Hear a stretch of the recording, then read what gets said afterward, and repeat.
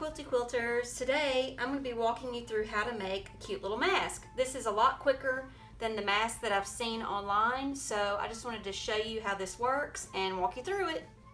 Here we have our pattern, and you will need to print this out 3 times and then cut out each size.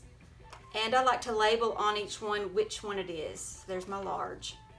And if you look at this pattern, you'll see these dotted lines. This is not a cut line, this is a sew line. And to remind myself it's not a cut line, I just folded the corner up. And I'll be marking this on my fabric. For this video, I'm going to be making the medium. So we take our fabric, and right now it's just folded in half. Let's see, get it situated. Okay, so right here's my seam where it's folded on the bolt, and it's 2 layers.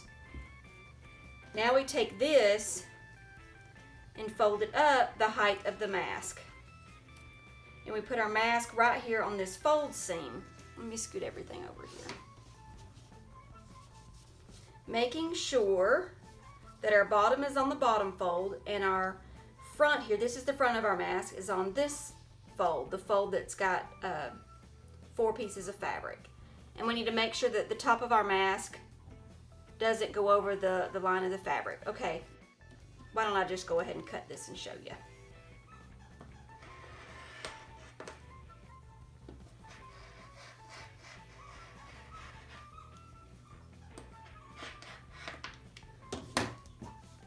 There we go. Let's move our fabric out of the way. So here's our medium mask. Now we open it once and twice.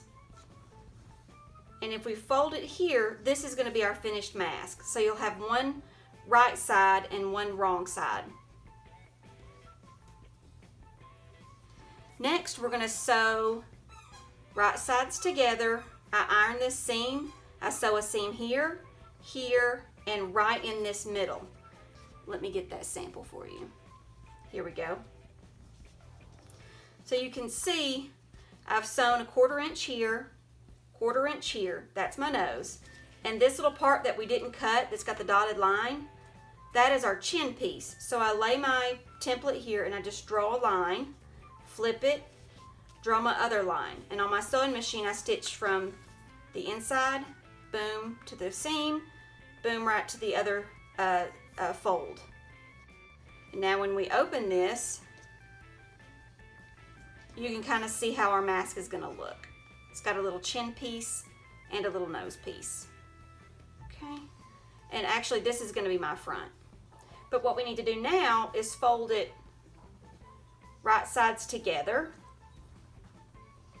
and stitch a 1/4 inch seam allowance along this seam. Here that piece is. You can see I've stitched a 1/4 inch all the way around. Now we're going to take this and fold it inside out.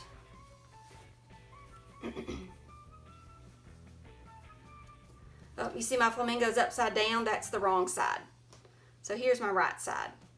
Now what I like to do is take this over to the ironing mat, and I'm going to iron my seam flat, this seam right here, and also my bottom seam. So here it is, the top seam is ironed, bottom seam is ironed. I also put in a nose piece, and let me show you how I do that. I take a pipe cleaner, some jewelry tweezers, fold down the end, crimp. Do the other side, fold down the end and crimp. Now I've got my raw edges tucked in so they won't poke you. Fold that in half. Now, I'm not going to fold this all the way in half, but I do like to put a bend. See that? That is going to go right in my nose like that. So I center up that bend, and then I clip it down with some little clips, and it will make a lovely little nose piece. I hope you can see my stitches here. I use my zipper foot starting on the inside, back stitch, forward stitch. Run the seam all the way around the pipe cleaner, back stitch, forward stitch, and then I cut. I also use a lighter to burn these ends. I'm using a polyester thread so it melts right nice. I've also taken my ends and folded them in and ironed them. Ironed that closed. And then we add our elastic. I have two different kinds of elastic. I have one that goes around the ears. I start here, back stitch, forward stitch, back stitch. That way I'm catching this elastic at least twice. And there's my finished mask. This is the right side. This is the upside down or wrong side. This is an eared version. I also made a version that goes all the way around the head. You can see this is my right side, wrong side, because it's upside down. I don't really have a measurement for these elastic pieces. I like to measure them per person, per head. But if you're wanting to make like a bunch just to sell online or to give away randomly, you can always make these longer and then tell them to tie a little knot in the back if it's too loose, just like that. All right, be sure to tag me in your online posts. I'd love to see the mask that you make and the fabric that you used. Thanks for watching, you guys, and happy sewing!